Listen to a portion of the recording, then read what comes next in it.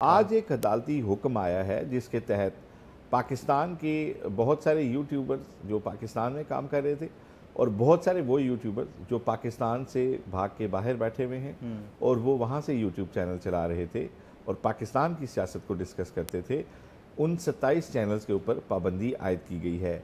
ये जो पाबंदी अदालत की तरफ से आयद की गई है, इसकी कुछ तफसीलात हमें बताइएगा। अच्छा जॉय साहब, शुक्रिया। इस FIA का साइबर क्राइम जो विंग है वो तहकीकात कर रहा था और उसने जो ये जुडिशल मजिस्ट्रेट था उससे अप्रोच किया था कि ये कुछ यूट्यूब चैनल्स हैं जो कि एंटी स्टेट और एंटी पाकिस्तान प्रोपेगेंडा और फेक न्यूज़ फैलाने में मुलव्वस हैं। इनके ख़िलाफ़ पहले तहकीकात के हवाले से वो किया गया था और अब जो ये जो जुडिशल मजिस्ट्रेट थे उनकी तरफ से ये इजाज़तनामा दिया गया है कि ये 27 चैनल्स जो हैं, मैंने सारा रिकॉर्ड वो कह रहे हैं कि देखा है और उसकी बुनियाद के ऊपर ये जो इस्तदा की गई थी तो उसको ब्लॉक करने के हवाले से उसको अप्रूवल देते हुए ये कहा गया है कि यूट्यूब को जो है हेडक्वार्टर है उसको अप्रोच किया जाए और इन यूट्यूब चैनल्स को बंद किया जाए। अब इसमें हैं कौन कौन से यूट्यूब चैनल्स, ज़रा मैं पहले आपको ये पढ़ के बता दूं कि कौन कौन से इसमें बड़े यूट्यूब चैनल्स हैं। इस सबसे पहले नंबर पे है वो है हैदर मेहदी हैं कोई, ये पाकिस्तान से बाहर बैठ के ही कोई अपना जो है ये यूट्यूब चैनल चलाते हैं। चैनल सबसे बड़ा चैनल तो नहीं है इनका ना, चैनल सबसे बड़ा नहीं है और अगर से। आप इसका कंटेंट का वो देखें तो इसमें जो है वो एंटी स्टेट और एंटी जो है ये पाकिस्तान के हवाले से बेशुमार आपको ऐसा कंटेंट नज़र आएगा। अच्छा, थोड़ा सा हमें ये बताएं कि ये किस कोर्ट ने किया और क्या ये अमल दरामद शुरू हो गया है और उन लोगों को जो नोटिस आए हैं यूट्यूब की तरफ से कि हमें कहा गया और बंद किया है, इसकी थोड़ी सी डिटेल बताएं और फिर हम ना हमें ये कैटेगरीज बना के बताएं कि इसमें किस किस तरह के यूट्यूब चैनल्स हैं। बिल्कुल। अच्छा देखें, इसमें मुख्तलिफ हैं। एक तो कुछ वर्किंग जो जर्नलिस्ट हैं उनके भी यूट्यूब चैनल, कुछ ऐसे हैं जिस तरह आपने शुरू में भी बताया कि जो पाकिस्तान से भाग के चले गए हैं और वहाँ से यूट्यूब के अपने जो है वो व्लॉग्स और प्रोग्राम्स करते हैं वो हैं, और कुछ जो है वो उनका कोई जर्नलिस्टिक बैकग्राउंड भी ऐसा नहीं है और उसके बावजूद भी वो अपने यूट्यूब चैनल के ज़रिए जो भी एक अपना कंटेंट है वो लोगों के साथ शेयर करते हैं। ये तीन तरह की कैटेगरी। एक तो वो है जो जर्नलिस्ट थे, वर्किंग हैं, अभी भी वो साथ साथ ये यूट्यूब प्रोग्राम भी करते हैं। दूसरे वो हैं जो जर्नलिस्ट थे लेकिन वो पाकिस्तान से बाहर चले गए हैं, और तीसरे जिनका कोई जर्नलिस्टिक बैकग्राउंड भी नहीं है। जो जर्नलिस्ट के हवाले से वो बात करें तो उसमें मैं अगर आपको बताऊं, हबीब अकरम हैं, मतीउल्लाह जान हैं, असद तूर हैं, उसके साथ साथ यहाँ जो पाकिस्तान में जो बैठे हैं अब्दुल कादिर हैं, ये एयरवाई से हैं। फिर उसके साथ साथ ये वो लोग हैं जो यहाँ पे अभी भी पाकिस्तान में सहाफ़त कर रहे हैं और यूट्यूब चैनल भी चला रहे हैं। कुछ जो पाकिस्तान से बाहर चले गए हैं लेकिन उसके बावजूद भी वहाँ से यूट्यूब पे जो है वो प्रोग्राम्स करते हैं। उसमें मोईद पीरज़ादा है, वजाहत एसखान है, साबिर शाकिर है, जो इमरान रियाज ख़ान है, ये इस तरह के लोग हैं, और आफ्ताब इकबाल है। फिर उसके साथ साथ जो जिनका कोई नॉन जर्नलिस्टिक जो बैकग्राउंड है उसमें ये हैं हैदर मेहदी हैं। फिर उसके साथ साथ अगर देखा जाए तो इसमें कोई रियल एंटरटेनमेंट टीवी है, कोई PTI का जो ऑफिशियल चैनल है वो है, इमरान खान का अपना जो नाम से ऑफिशियल चैनल है वो है। फिर उसके साथ साथ शायान अली जो यूट्यूबर जो कि लंदन में अगर आपको अक्सर नज़र आते होंगे, जो मुजाहरे होते हैं एवन फील्ड के बाहर, वो ये चैनल हैं जो ये कंटेंट क्रिएट के। इसमें जो बुनियादी तौर के ऊपर इल्ज़ाम लगाया गया है, एक तो ये है कि ये स्टेट मुखालिफ जो प्रोपेगेंडा है उसमें इन्वॉल्व हैं और हमने तहकीकात की हैं, ये उसमें हमें जो है वो बाकायदा शवाहिद नज़र आए हैं। फिर उसके साथ साथ ये कहा गया है कि ये लोग फेक न्यूज़ और प्रोपेगेंडा पर मबनी ख़बरें फैलाने में इन्वॉल्व थे, जिसकी बुनियाद के ऊपर ये किया गया है। और ये जो जज हैं, ये जज हैं जुडिशल मजिस्ट्रेट हैं मोहम्मद अब्बास शाह, ये उनकी उससे जो है ये जो हुक्मनामा है वो जारी किया गया है। अब सवाल ये है कि क्या ये हुकूमत की तरफ से ये जो फ़ैसला है ये दुरुस्त कदम है या नहीं है, आप क्या समझते हैं इस पर? देखें फ़खर, सबसे पहले तो बुनियादी बात यह है कि कोई भी यूट्यूब चैनल किसी भी तरह का, और चाहे वो बाहर बैठ के हो या यहाँ से हो, अगर हुकूमत समझती है कि वो स्टेट मुखालिफ प्रोपेगेंडा करते हैं तो उसका जवाब आना चाहिए, और ये बात नहीं है कि आप उसको बैन कर दें।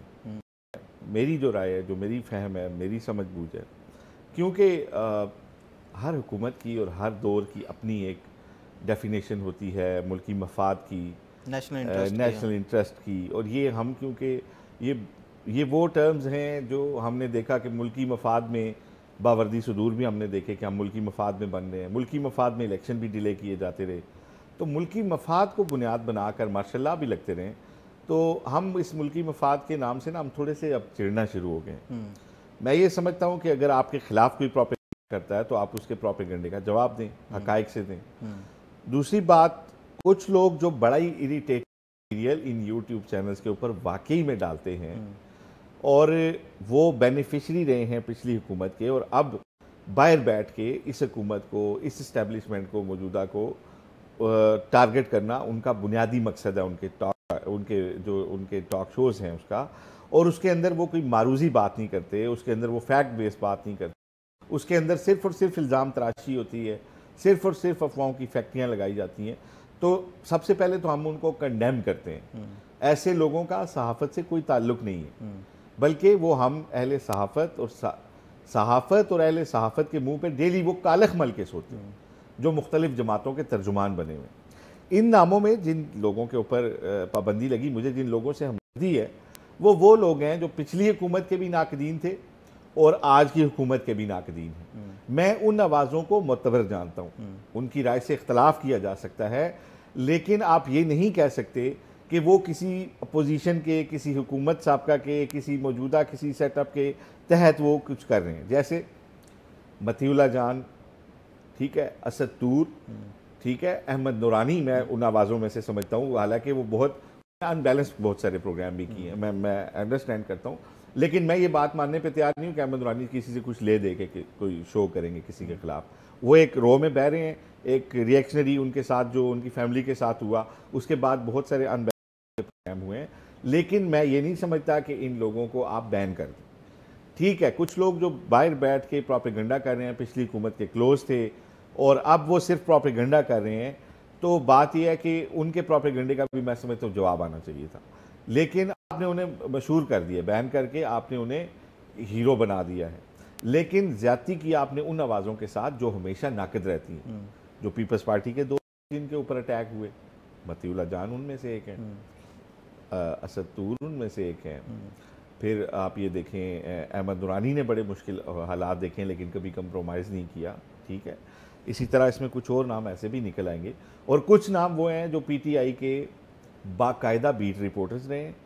बाद में उन्हें जब वज़ीर आज़म इमरान खान बने तो उन्होंने वज़ीर आज़म की बीट उन्हें दिलवाई, वो लोग उनके साथ दौरों पे भी गए। वो सिर्फ एक पीटीआई का नैरेटिव देते हैं, एक पार्टी का, जो कि एक कोई तामीरी जर्नलिज्म मैं नहीं मानता, जिसमें आप एक पार्टी के तर्जुमान बन के रह गए हैं। मैं उनके चैनल्स पे भी पाबंदी के खिलाफ हूँ, उनके ऊपर भी आप पाबंदी देखें। अब औलिया मकबूल जान साहब हैं, वो इतनी उल्टी सीधी बातें भी करते रहे। उन्होंने कहा जी कि नबी पाक सल्लल्लाहु अलैहि वसल्लम जो हैं उन्होंने ख्वाब में आए और उन्होंने जनरल बाजवा को एक फ़ाइल दी, और ये मतलब, और फिर नाउज़ बिल्लाह इसमें अंबिया कराम को, हज़ूर नबी करीम सल्लल्लाहु अलैहि वसल्लम को इसमें शामिल कर लें, ठीक है।